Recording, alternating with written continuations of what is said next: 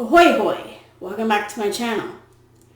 I wasn't planning on making a video today. I made a few videos a few days ago reviewing food. I already posted one about our Marabou toffee whole nut, and there's two other review videos that I'm going to post eventually, but well, things happen, and I decided to make a video today to talk about the tornado that hit either just outside of Annapolis, or it did hit Annapolis, but it wasn't downtown Annapolis. It was like on the outskirts of Annapolis, and it hit Edgewater too. And then there was another tornado that hit somewhere, I want to say Charles County or Cecil County.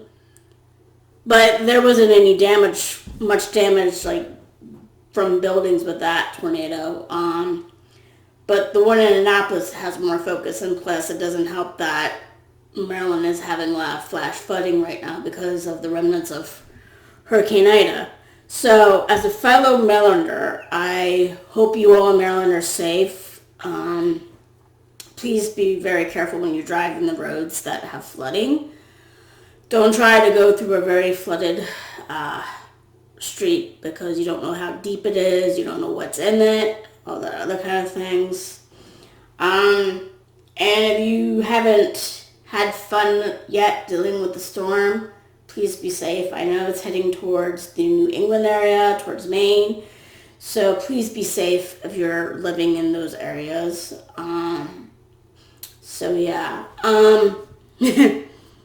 I actually learned about the tornado last night, like close before midnight, before I went to bed, as I saw one of my friends on Facebook mark herself safe from the tornado, and I'm like, what? So I looked it up and I learned about it. And most of the damage, I mean, there is damage around the area, but like mostly it's on West Street in Annapolis. And if you know the area, it's not too far from Annapolis Mall, or known as Westfield Mall. It's not too far from Parole. It's not too far from Chuck E. Cheese in Annapolis. And so the thing is, I don't usually go down that part of West Street when I'm in Annapolis. I usually stay close to where you would get on or off Route 50. And guessing, I haven't seen anyone say what kind of rating the tornado had, because I guess they're still going through the damage, but considering I study tornadoes a lot, I have to guess it's either an EF3 or an EF4, because it kind of does remind me damage a little bit from Plata from 2002, as well as damage from the College Park tornado of 2001, which was an EF3. So I'm guessing the tornado that hit near or in Annapolis is going to be either EF3 or EF4. I'm calling it now. And if you don't know, Maryland does get hit by tornadoes, you know. We didn't get hit by any tornadoes. I mean, maybe we did, but they were very small and didn't cause that much damage. But Hurricane Isabella came around in 2003 or 2004. I think it was 2003. And because that was the only hurricane I've been in, living in Maryland. We had no power for a week, so that's the only hurricane I've ever been in. And I remember the eyewall in the middle of the night being scary as hell, because you would think the houses were going to blow down because the wind was that loud, but it wasn't strong enough. I heard, especially in Category 5 hurricanes, that the wind can be strong enough to make your ears pop. So that did not happen to me, but that's because Isabel was a Category 1. But yeah, Maryland does have a history of tornadoes, but usually they're small ones. We don't get our butts kicked by a huge one that often.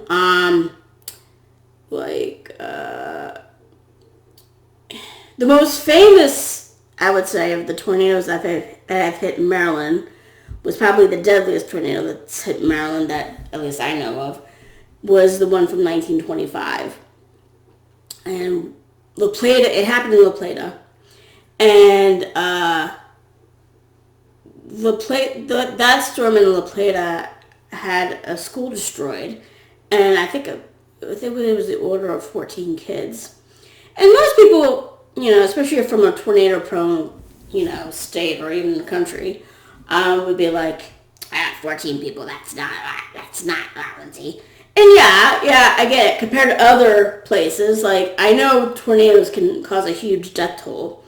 Like, for example, the deadliest tornado in history caused about 696, or it's between 690 and 700. That's all you need to know. That tornado is called the Tri-State Tornado. It hit 3 states, and it is the most deadliest tornado in U.S. history. But the deadliest tornado in Maryland's history is the La Plata tornado that hit in 1925. And part of that reason is it hit during school hours, and 14 students died. And there was other people that died in the area, but I don't exactly remember the death toll off the top of my head with that one. And then cut to 2001. In fact, it was 2 weeks after 9/11 happened, where the College Park tornado happened. I fought the College Park tornado. And that was an EF3, or back then it was known as an F3 because they didn't have the enhanced Fujita scale yet. The enhanced Fujita scale is fairly new. I want to say it was in the late 2000s that it was introduced. Something like that. I want to say it was introduced in 2008, but I don't know exactly. It was somewhere in the late 2000s, okay, that the enhanced Fujita scale was introduced. But at the time of the College Park and the La Plata tornado of 2002, it was called just the Fujita scale, or just given a simple F rating. So anyway,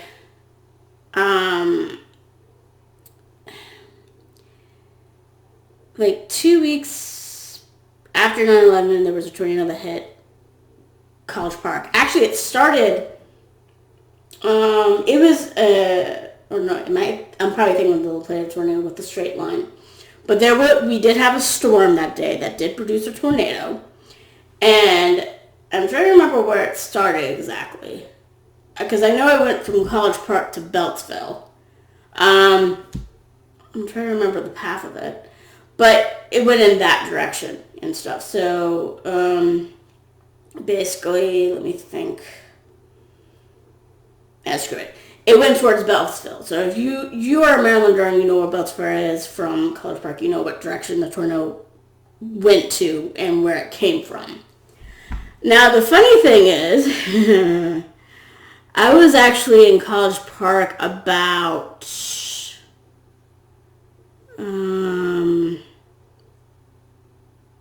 an hour before the storm hit. Because here's the thing. I was going to University of Maryland at the time, and I was supposed to have a criminal justice class that started at 4 and ended at 5, and then I would catch a bus at 5:15 to take me to New Kelton Station, and then I'll take the bus from there home to where I lived, which at the time was in Bowie. And I didn't drive at the time, so I was using the bus. I actually did drive at the time. Yeah, because at the time my mom and I would take turns using the car. And then whenever I didn't have a car, I would go by bus. So I didn't think I had a license at the time. Yeah, okay. So that's just my memory failing me a little bit there.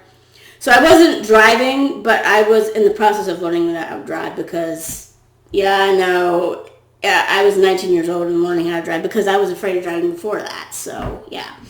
I was on the bus during that time. And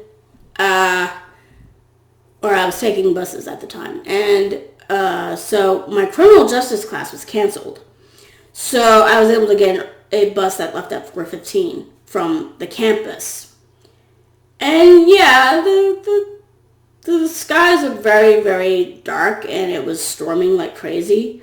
And I think it was on the bus towards, because I had to take two buses. One bus took me off campus to the metro station, and then the other bus took me from the metro station to Bowie. So I was on the bus from the metro station to Bowie. And I think we were still in New Carrollton at the time. And I remember thinking, my God, the skies are so dark. I would not be surprised if a tornado happened. Because, I've been studying tornadoes for the fun of it since I was 14. And so I get home and I'm getting calls from my grandmothers and other people asking if me and my brother were okay, because my brother was a student too at the time. And like, yeah, we're fine. They were like, there was a big storm over at College Park. And I'm like, oh yeah, I've been home for an hour and my brother drove, so, we were both safe in Bowie and stuff. But our mom worked on campus. And so I called my mom and she was fine, but she was like, there was a big storm over here. Turns out the big storm they were talking about was a tornado. And it was an EF3. And I remember two sisters being killed in the storm. I didn't personally know them, but what happened was they were in their car and the tornado picked the car up, had it flying over a really high-rise building, or as high-rise buildings you can get in Maryland, and it crashed into either a tree or something else, and both sisters were killed from that. And my mom told me that when she went over to the payroll building, because she did payroll stuff for, at some, I think she worked for the biology and she worked for one of the science buildings. And so she went over to the other side of the campus and they told her to stay there because there's a tornado on the other side of campus. So she was on the other side. And the thing that was so ironic was at the time that the tornado had come, and this is where it might get a little creepy, but if my criminal justice class wasn't canceled that day, I would have been waiting out in the middle. I would have been out in the storm when the tornado hit because I would have been waiting for my bus. So if my class wasn't canceled, I would have been out in the storm when the tornado came. So it's kind of weird how that happened. Very, very weird. So yeah, I miss being in the tornado, but basically an hour. So, and the other tornado that we had was actually 6 months after the one that happened in 2001. That was in March of 2002.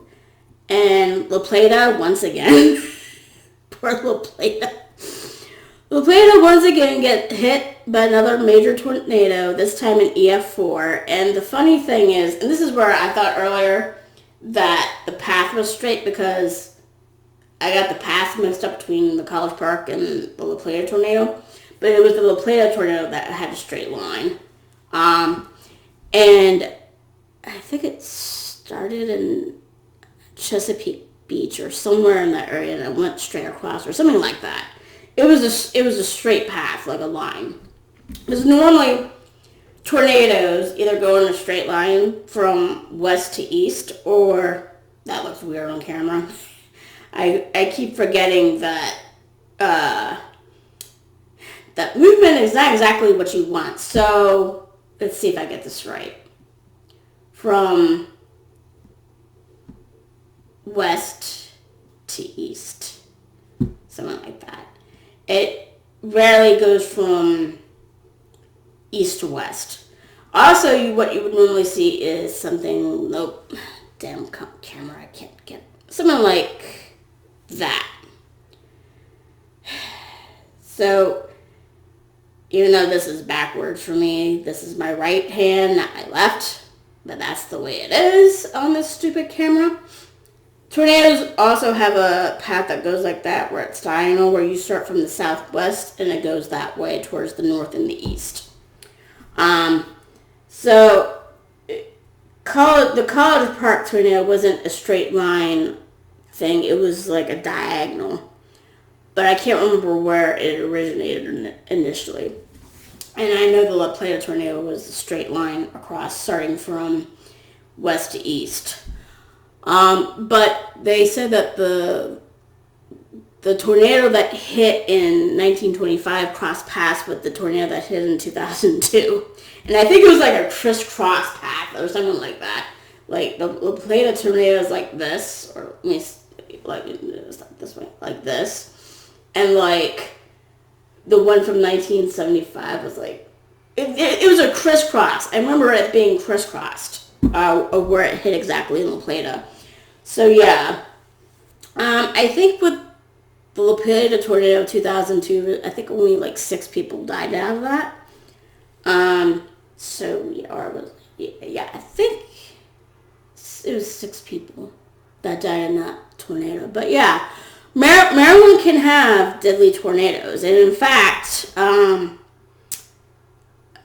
they say that back in 1814, when the British invaded Washington, and by this point, the White House and the Capitol building were already on fire. There was actually severe weather in the area when this happened. And then there's a tornado. And people who look at the records and stuff seem to think this was also an EF3. And the British were right out in the open when this happened. So they kind of think, so historians and all kind of seem to think that the tornado was a reason that drove the British out of D.C. So basically, Mother Nature saved us. So yeah. But yeah, Maryland has its fair share of tornadoes. And I hope those of you that were affected by the tornado that hit Annapolis and the other area, the other area didn't get much damage. So I think that one's more of an EF1 or something, or maybe an EF2. Probably an EF1. That I hope you guys are safe. I hope you guys can rebuild. I hope you guys can find shelter if you lost your home. I hope you guys get back on your feet if you lost your business, or you lost your job because the building got damaged. I think there was one major place in Annapolis that got damaged real badly. Some natural food store or natural store or something like that. And for those of you in the path of Ida's remnants, be careful. Stay safe. Don't do anything stupid. Like, I don't know, don't do anything stupid. I know there's people who like to take risks during storms. Just don't, okay? If there is a tornado coming and you don't have a storm shelter, you can hide in a basement. You can hide in the inner room of your house that is windowless. So if you have a downstairs bathroom that's on the first floor, you can hide in it. Or you can hide it in your room like a closet. Just be careful that you're not near any windows, because when a tornado hits a house or a building that has windows, one or two things can happen. Debris from the tornado can be thrown into the windows, and you can be struck by that. And actually, that's probably the most dangerous thing from a tornado is the debris thrown. People can get picked up by a funnel cloud and not be harmed by it. It's the debris in the funnel cloud that's the most dangerous, because it can throw things into you or into buildings. If it's a very strong tornado, it could blow out the windows, and it's like a bomb going off. So you don't want to be near that. If you are not in a building,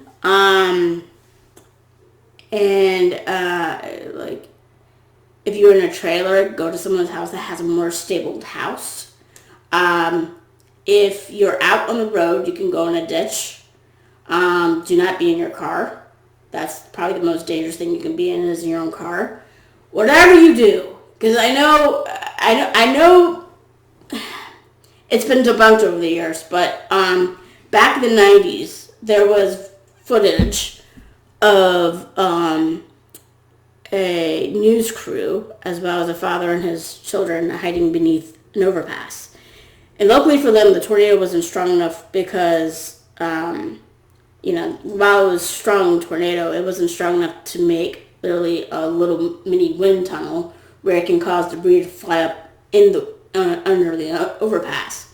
Because in strong tornadoes like EF4s and EF5s, that is a very dangerous place to be. So if you're near an overpass, do not hide under that. A ditch is more safer. And definitely not in your car. If you're really, really desperate for shelter, they do say if you hide underneath a middle trash can, it could protect you a little bit. I don't know how it is with plastic bins, especially very strong plastic bins. And let me think. Also, what I can recommend. Just be safe. Also, to look for signs. If it's really windy and there's stuff flying everywhere, that's a good indicating to start hiding. If the sky takes on a greenish hue, is also not a good thing, so that's a good time to hide too. And if you get a lot of hail on top of the skies and the rain going in a weird direction, so that's a good time to start hiding, especially if you don't have anything on your phone to give you a warning, you don't have a siren in your town to let you know a tornado's coming, that kind of thing. So if you're in the path of Ida or Ida's remnants, please be careful, and I hope this advice can help you out.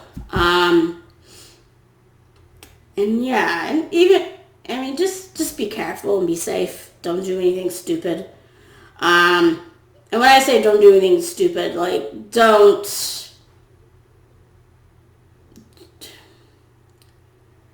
do anything weird, like, we try to do something in a tornado, like windsurf or I don't know. Just don't do anything stupid, okay? And just stay safe and take care and all. So yeah, that's all I gotta say today. And if you like this video, hit like. If you subscribe, I'll be absolutely happy and joyous. And I'll see you guys all later. Toodles!